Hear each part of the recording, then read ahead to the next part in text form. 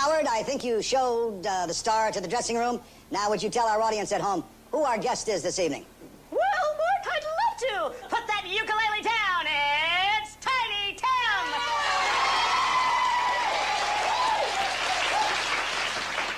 Tiny, every evening, every day, my producers give me questions to ask.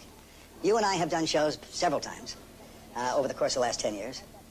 I don't want their questions. I have some of my own. So, let's have some fun together. First of all, Mr. Downey, it's nice being on your show again. Nice having a show again. And nice being here in Palm Springs. Isn't it beautiful down here? Unbelievable. The boneyard of show business? Unbelievable. There we are, folks. Tiny, have you ever been asked what your real birth name was? Yeah, it's Herbert Khaury. Herbert B. Khaury. I don't blame you for using the name Tiny Tim. I'm teasing you, teasing you. What or how did you develop your distinctive singing style? Well, like it or not, I really thank Jesus Christ for his blessings, because I just had a normal He style. never sang like that. Well, but he gave me a style which I believe, when I prayed to him, that was a little different. And in this business, originality is the key to success. You're right. Well, you could have gotten by on the hairstyle. Question. What was the very first professional job that you had in show business? As far as I can remember, professional job, when I got paid $10 a night, that was in 1962 in Greenwich Village, a place called the Cafe Bazaar.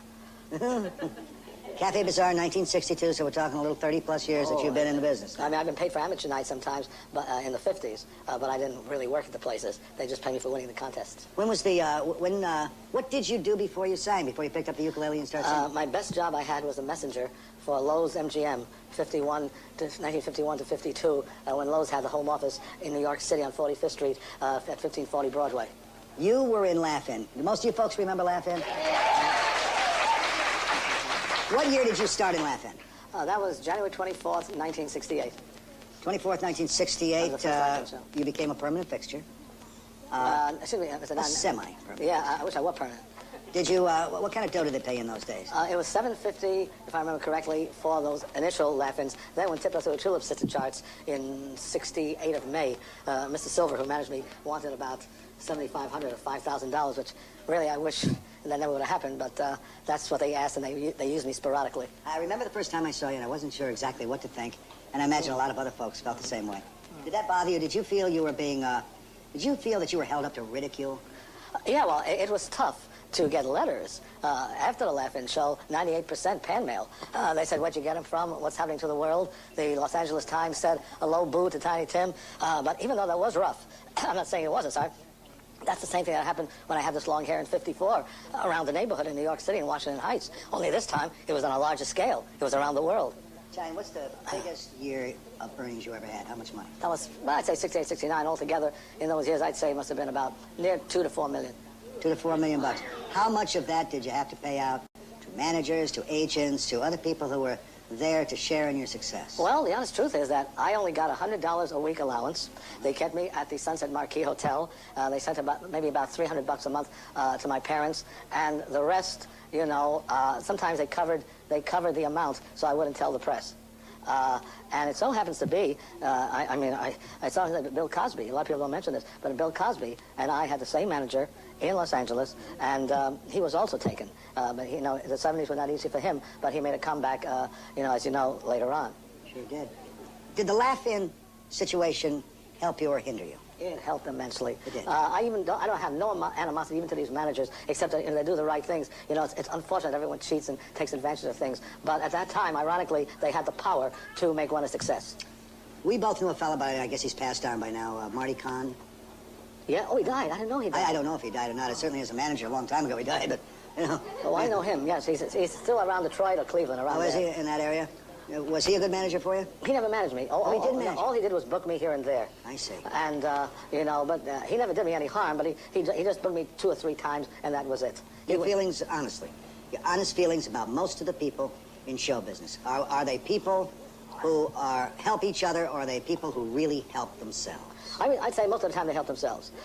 Even when you see, people doing charities for this one and that one, it's really basically for their egos. People who claim to worship Elvis Presley are doing it for their profits. So their name will be publicized, which is a normal thing. If one really had the zeal to do something for Mr. Presley, then they would do it quietly or not take no money for it. When we come back, would you do me a favor and sing a song, huh? I'd love to. All right, how about that? Is that okay? Yeah. We'll be back in just a minute. Stay with us. We'll be back. Downey with Morton Downey Jr. We'll be back in just a moment.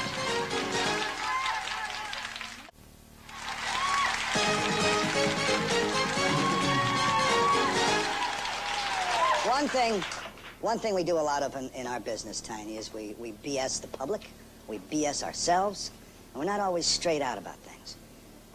Your heart has always been absolutely gold. Would you show some of your heart through one of your songs for us? Well, thanks. Well, I tell you, thanks. I hope I live up to that. I praise the Lord for his blessing. But your father, the great Mr. Morton Downey, had sang a song which I'm still trying to get. I think was called "I'm Proud to Be Mother's Boy," which was recorded from the movie Mother's Boy. Oh, wow. Which was the very first talking movie made, but was not released first. Al Jolson's was released first. I didn't know that. And it wasn't my dad who starred in that. He sang the song, but that's where he met my mother. All right, and my mother starred in that film. Well, thanks for letting me know, because I'm still trying to get that song. The Lincoln Center Library mentioned great reviews of that, which he recorded for Victor Records. But for Mother's Day, here's a great song, also sung in 1927 by various singers.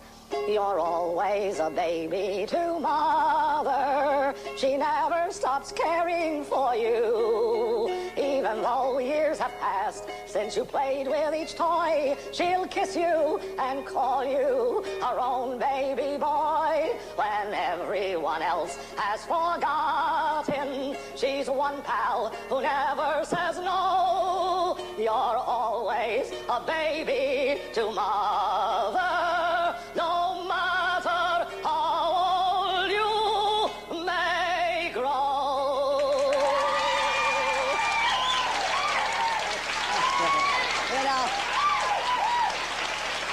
What a lot of you don't understand is Tiny Tim is probably one of the greatest curators of music from the late 1890s straight up through today. And a lot of people admire your singing. We have a member of our staff, Rob Chickering. Rob, would you come here for just a second, please?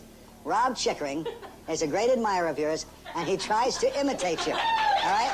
Now, would you play Tiptoe Through the Tulips and let Rob sing? Yes, and let Rob sing this. Go ahead, Rob. Sing it the way. Tiptoe through the tulips. That's all I know, Mort. I'm sorry. And his hand is on my back, shaking like a vibrator. All right, we did it there. He's a great guy.